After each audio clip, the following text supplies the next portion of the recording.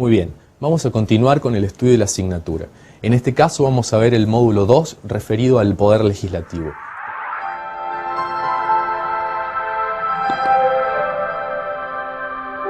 Recordemos cuáles son la trascendencia que tiene el Poder Legislativo en una democracia. Tengamos presente que se trata de la institución política fundamental de una democracia, que pretende ser deliberativa. También tengamos en cuenta que es en ese recinto donde se protegen los intereses de la sociedad y donde las voces disidentes deben ser oídas. Ahora bien, el Poder Legislativo en la provincia de Córdoba ha tenido una modificación a partir del año 2001 con su última reforma constitucional. Con anterioridad a la reforma constitucional de septiembre del 2001, la legislatura provincial estaba integrada por dos cámaras. Al igual que el Congreso Nacional, estaba dividida en diputados y senadores. La reforma de la Constitución del 2001 estableció un sistema unicameral, compuesto por 70 legisladores. Además de esto, la reforma del 2001 tuvo mucha incidencia con respecto a la conformación del Poder Legislativo, en especial al tema de los privilegios parlamentarios, que va a ser lo que nos va a ocupar la atención en esta clase.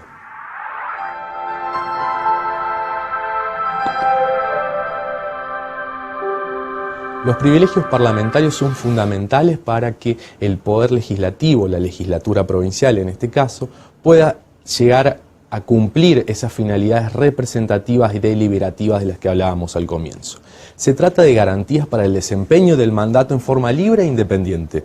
Esto permite que los legisladores puedan actuar con independencia de criterio y con autonomía, que no tengan temores a la autocensura, por ejemplo, como ya vamos a ver. Lo que tenemos que tener en cuenta es que estos privilegios parlamentarios no afectan la garantía y la igualdad del artículo 16 de la Constitución Nacional, porque están destinados a proteger y jerarquizar a la legislatura, al Poder Legislativo. Ahora bien, les decía hace un momento que la reforma constitucional del 2001 tuvo una gran trascendencia en el tema de privilegios parlamentarios. Solo la inmunidad de opinión es el privilegio que fue mantenido por la reforma constitucional del 2001. Ahora bien, los privilegios parlamentarios pueden ser clasificados en dos formas: privilegios individuales o bien privilegios colectivos. Los privilegios individuales están asignados al individuo legislador, al legislador en cuanto tal. Ahora bien, los colectivos ya no se dirigen hacia el legislador a ser tuitivos de la actividad de cada uno de estos legisladores, sino al colectivo. Nos estamos refiriendo a la propia legislatura. Vamos a comenzar con el único privilegio individual que la Constitución de Córdoba ha mantenido. Me refiero a la inmunidad de opinión. Como les decía, es un privilegio individual y consiste en lo siguiente: ningún miembro del Poder Legislativo puede ser acusado, interrogado judicialmente ni molestado por las expresiones en los medios de comunicación o en cualquier otro ámbito, que en el desempeño de su mandato como legislador emita en el recinto o fuera de él.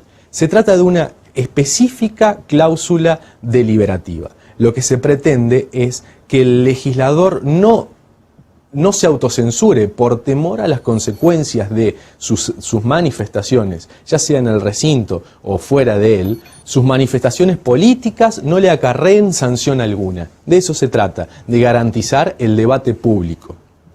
Por eso se trata de prerrogativas institucionales destinadas a garantizar esto, el debate en el seno del Poder Legislativo. Ahora bien, cuando digo en el seno del Poder Legislativo, estoy pensando en la actuación del legislador y no en el ámbito geográfico, porque no se trata la protección tuitiva que brinda estos privilegios a ello, es decir, a proteger en un determinado espacio físico. No, la protección es al legislador, se trata de todo aquello que esté relacionado con su función institucional, con su desempeño en cuanto legislador, que ha de ser protegido por la inmunidad de opinión. La historia de este privilegio es muy extensa. Debemos extendernos hasta casos como Sojo en el año 1896, Lino de la Torre, el caso Peláez Víctor. todos precedentes en que la Corte Suprema ha entendido que se trata de una garantía cuasi absoluta, que no debe ser coartada por ningún aspecto. Ahora bien, eso no implica que cada una de las manifestaciones que haga el legislador no pueden llegar a afectar en algunos casos el buen nombre y la honra de ciertos individuos. Lo único que implica es que esto no puede tener una sanción judicial. No puede ser el Poder Judicial el que determine una sanción.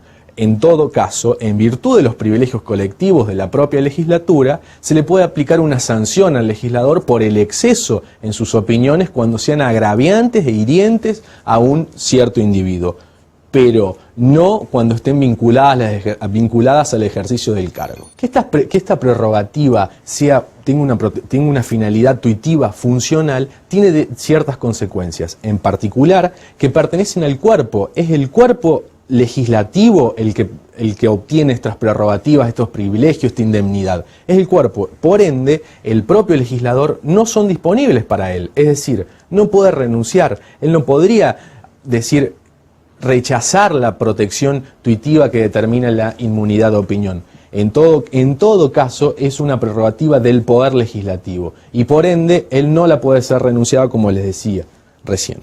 La trascendencia de este privilegio, de esta prerrogativa, lo vemos en la extensión temporal que la propia Constitución cordobesa le asigna.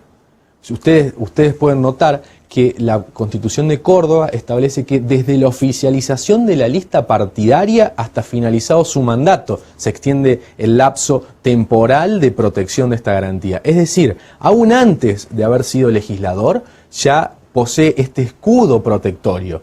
Aún antes de ser legislador, una vez que la lista partidaria fue oficializada, todos los discursos que él haga en el transcurso de su campaña electoral estarán protegidos por esta inmunidad de opinión. El debate público robusto y desinhibido del que nos habla la Corte Suprema de los Estados Unidos, en el caso New York Times versus Sullivan, nos está planteando esta idea. Este es el trasfondo justificatorio de esta norma. Es decir que la consecuencia de este tiempo en el cual tiene el escudo protector de la inmunidad es que ningún legislador o ningún candidato a legislador, una vez que haya sido oficializada su candidatura, podrá ser acusado o interrogado, siquiera interrogado judicialmente, ni molestado por las opiniones que hubiera expresado en el ejercicio de sus funciones. Nótense, tengan bien en cuenta cómo es lo funcional lo que protege. Lo que establece el marco de protección es lo funcional, es el cumplimiento de funciones.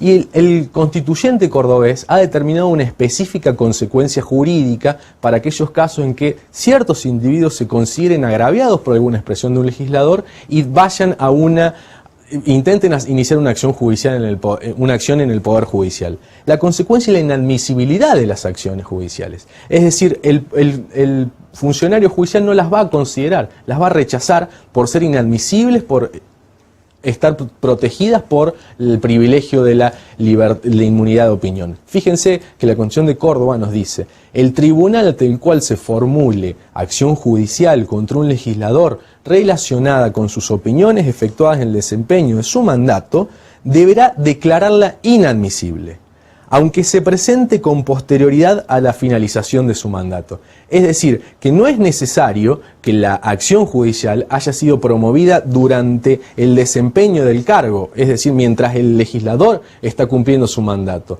Incluso continúa la protección una vez que termina el mandato, porque, insisto, hay que tener en cuenta la justificación subyacente de esta norma, que es la protección del debate democrático y la posibilidad que los legisladores actúen con criterio de independencia y jerarquizando el poder legislativo.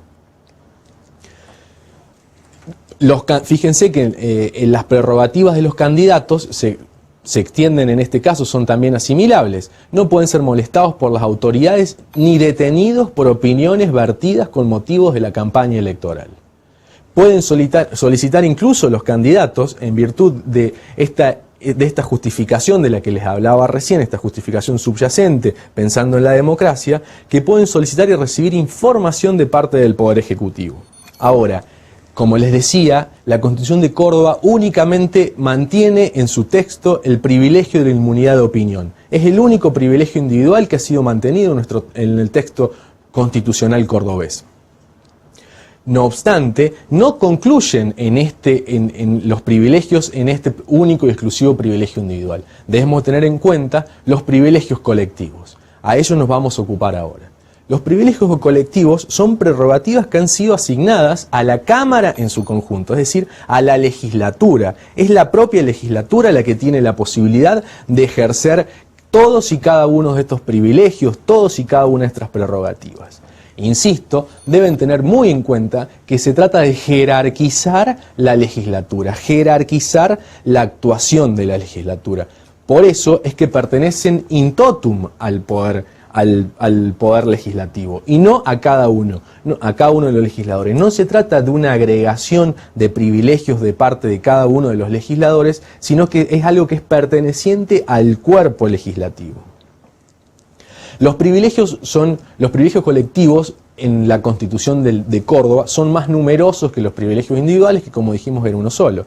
En primer lugar, la legislatura es juez exclusivo de la validez de la elección de los derechos y títulos de sus miembros.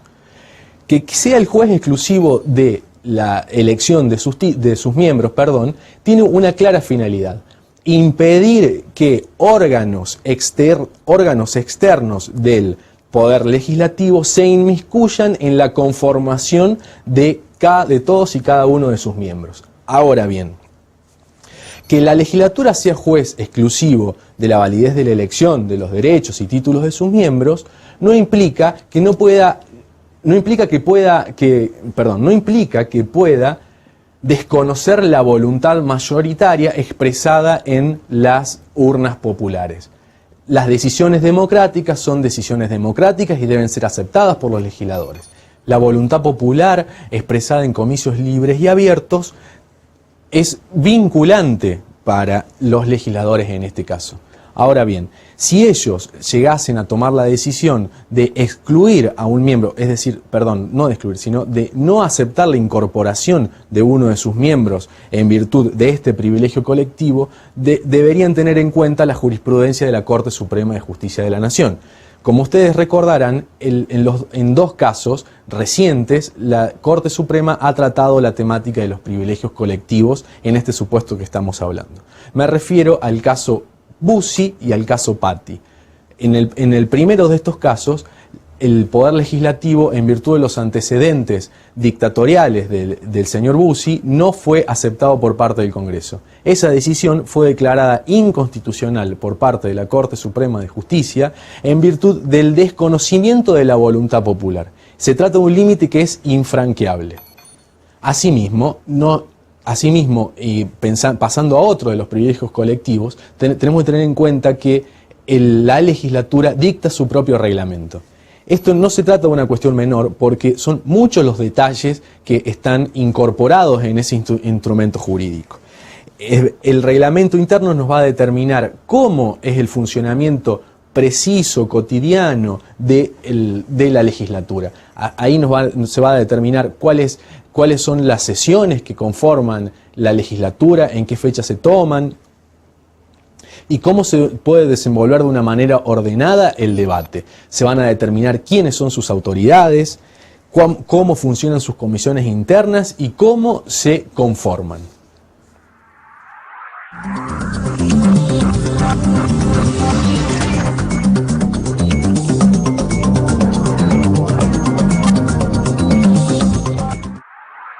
Bueno, vamos a continuar con el estudio de los privilegios colectivos parlamentarios. En este caso, el privilegio parlamentario colectivo que vamos a ver es el de las facultades disciplinarias que poseen las legislaturas.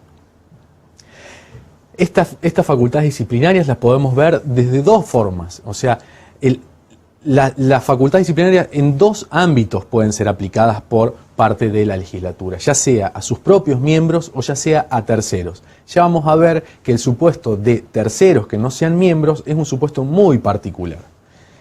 Con respecto a sus propios miembros, los propios legisladores, los propios integrantes del cuerpo legislativo, nos dice la Constitución de Córdoba, por ejemplo, lo siguiente: con el voto de las 2/3 partes de la totalidad de sus miembros, puede corregir, excluir de su seno a cualquiera de los miembros por desorden de conducta en el ejercicio de sus funciones o por indignidad. Es decir, que La Constitución cordobesa nos está diciendo que posee dos posibilidades disciplinarias la legislatura. En primer lugar, corregir, es decir, un apercibimiento, establecer una sanción al legislador por haber interrumpido el normal desenvolvimiento de las sesiones legislativas. Únicamente en este supuesto es lo que está protegiendo el privilegio colectivo.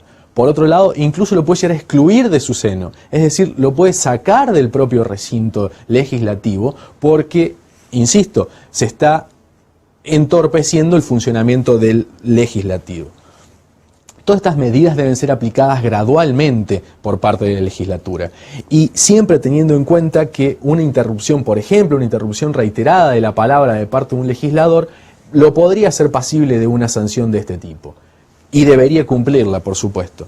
En todo caso, el Poder Legislativo Provincial, la legislatura, debe garantizar el debido proceso y el derecho de defensa de del legislador que ha sido sancionado, pues se trata de una garantía constitucional que también en este ámbito se debe aplicar. Pero no, las facultades disciplinarias de parte de la legislatura no concluyen allí. Incluso puede llegar a la remoción, es decir, que sea expulsado de la propia legislatura un legislador que haya sido electo por la población. Se trata de un supuesto muy particular y un supuesto casi le podríamos llamar como extremo, porque es la máxima decisión disciplinaria y sancionatoria que podrían llegar a aplicar una legislatura. En este caso, se lo puede remover por inhabilidad física o psíquica sobreviniente a su incorporación, nos dice el texto de la Constitución.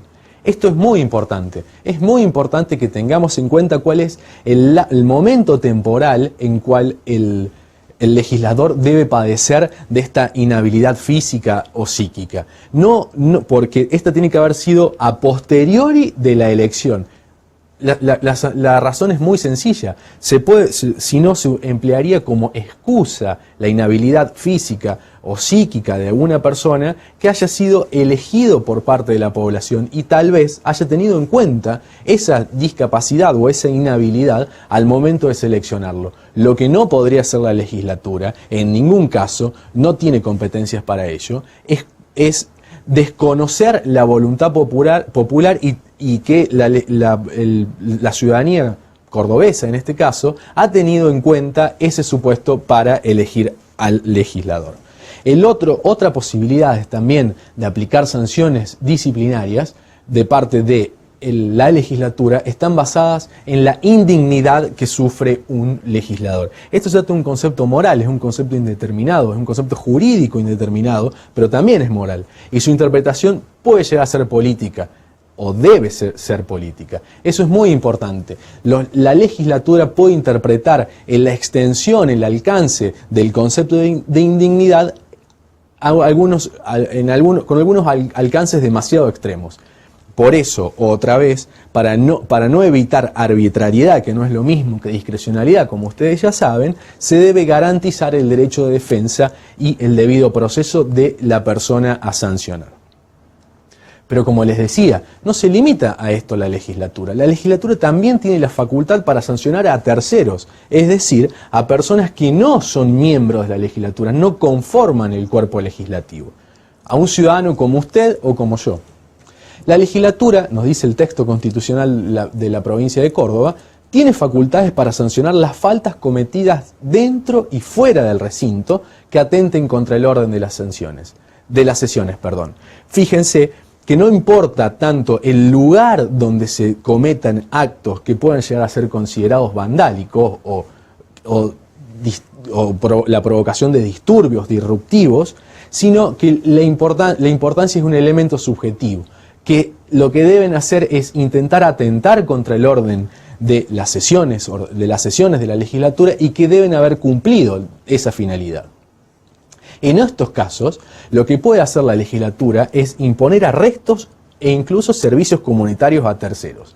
No obstante, el lapso que imponga arrestos o servicios comunitarios en ningún caso puede superar de los 30 días. En todo caso, al fin de asegurar el debido proceso, cuando se aplique el arresto, deberá darse la participación de un juez. las posibilidades de aplicar sanciones a terceros tiene una historia muy profunda en nuestro país. En el primer caso que se aplica el control de constitucionalidad, me estoy refiriendo al caso Sojo, ya estaba relacionado con la posibilidad de aplicación de parte del Poder Legislativo de sanciones a terceros, o sea, sanciones a individuos por manifestaciones que se habían efectuado a un miembro de la legislatura nacional en este caso.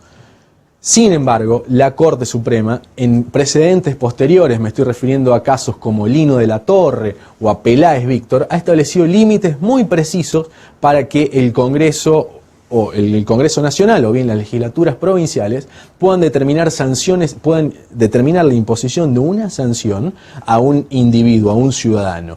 La única posibilidad que pueden llegar a hacer ello válidamente, repito, y estén exentas de control judicial, es en aquel caso en que las faltas que se le atribuyan a un individuo lo que impliquen es disturbios o disrupciones en el propio seno de las sesiones. Es decir, que atente contra el orden y el normal y buen funcionamiento de las sesiones de la legislatura.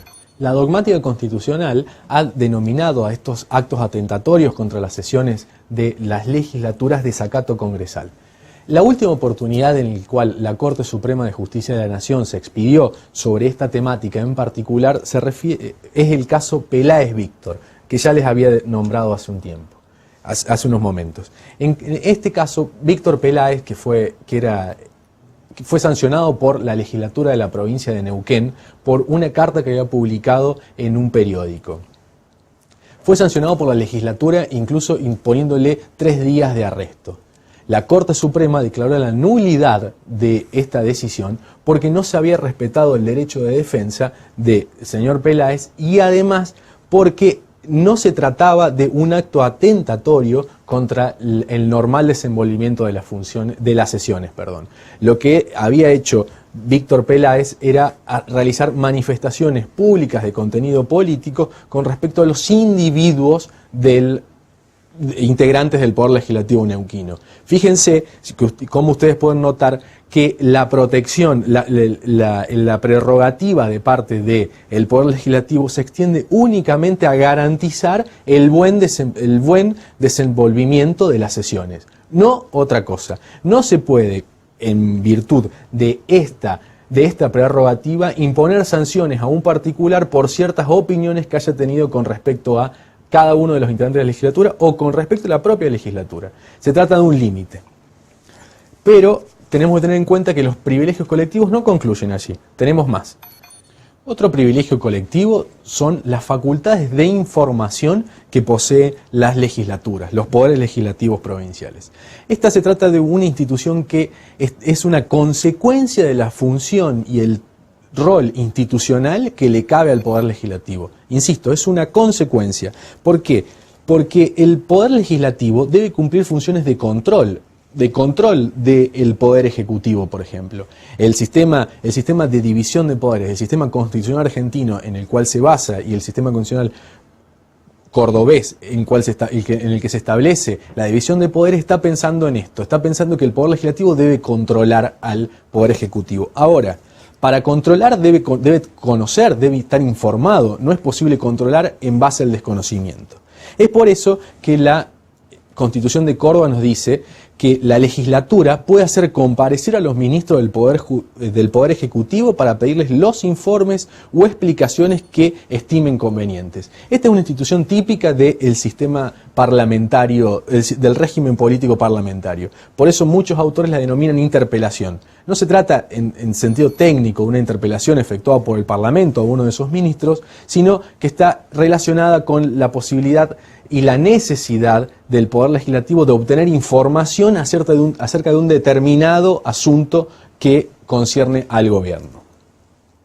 Los ministros están obligados a concurrir, no es una conducta de la cual ellos puedan disponer, ir o no ir. La obligación es la concurrencia, y en caso de que no fueran a concurrir podrían ser pasibles de juicio político y ser removidos por ello. La única condición que debe cumplir el Poder Legislativo al momento de requerir estos informes es indicar cuáles son los puntos sobre los cuales se está solicitando la información pública. Esto tiene una obvia justificación, es que no puede comparecer el ministro X al Poder Legislativo, al seno de la legislatura, y desconocer cuáles son los puntos sobre los cuales se le va a pedir información, porque pensemos que la administración pública es muy grande y a lo mejor no conoce en forma particularizada cada una de las cuestiones que le irá a solicitar la legislatura. Incluso este privilegio colectivo se extiende a cada uno de los legisladores. Fíjense lo que nos dice la Constitución de Córdoba. La legislatura o los legisladores individualmente pueden pedir informes por cuestiones de interés públicos al Poder Ejecutivo. Fíjense que estas facultades de información están relacionadas con dos posibilidades de actuación por la legislatura. En primer lugar, hacer comparecer al ministro, a un ministro de un ramo del gobierno, para que venga a dar informaciones, dar cuentas de alguna determinada situación compleja. Es lo que hemos visto en un primer momento. Pero asimismo le puede solicitar cualquier tipo de información que considere pertinente al Poder Ejecutivo, y el Poder Ejecutivo debe responderlos. En este caso, no se puede determinar una sanción específica por los incumplimientos, como podría ser una sanción, un apercibimiento o una cuestión así, pues se trata de poderes diferenciados. Si se considerase pertinente, la única posibilidad que quedaría de parte de la legislatura, en casos de incumplimiento, es el juicio político, pero es una medida un tanto extrema como para ser llevada a cabo. Pero las posibilidades de ejercicio de privilegios colectivos de parte de la legislatura no concluyen ahí, sino que tenemos más. Fíjense cómo se diferencian los privilegios colectivos de los individuales por el conjunto y las posibilidades mayores de actuación que tiene la legislatura pensada como un todo. Otro privilegio es la facultad de investigación. Nos dice la Constitución de Córdoba que la legislatura puede nombrar dentro de su seno comisiones de investigación al solo efecto del cumplimiento de sus fines, las que deben respetar los derechos y garantías personales y la competencia del Poder Judicial. Esto también es una consecuencia de la justificación subyacente que habíamos visto antes. Es la misma justificación del ejercicio del control por parte de la legislatura que justifica que ella pueda establecer estas comisiones de investigación. Se trata de una cuestión que ha sido muy debatida en el ámbito de la dogmática constitucional y la dogmática referida al derecho público provincial, las posibilidades de ejercicio de esta competencia. ¿Por qué? Porque existían casos en los cuales las legislaturas iban más allá de la investigación e imponían sanciones a terceros, como hemos visto en las facultades disciplinarias, e incluso no respetaban los derechos individuales. Hay un caso resuelto por la Corte Suprema, que se denomina el caso Klein, que casualmente trató la existencia de las comisiones de investigación y le impuso los límites que la Constitución de Córdoba ya tiene en cuenta. Porque la única finalidad que pueden tener estas comisiones es investigar, y en todo caso, insisto, debe respetar los derechos y garantías personales y la competencia del Poder Judicial. Es decir, que puede investigar algún hecho de relevancia pública, pero lo que no va a poder hacer es la investigación de un delito e imponer una sanción. Es una cuestión que no le corresponde a la legislatura.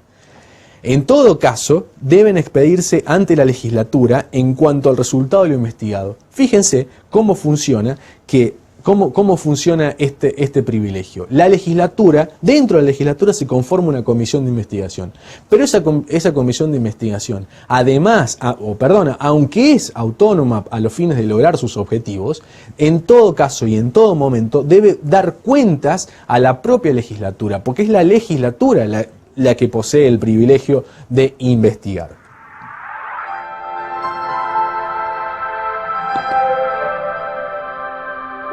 Con estas facultades de investigación hemos concluido el estudio de los privilegios parlamentarios colectivos. Espero que sea provechoso para ustedes esta teleclase, que puedan complementar de forma adecuada las lecturas asignadas, y nos vemos la próxima.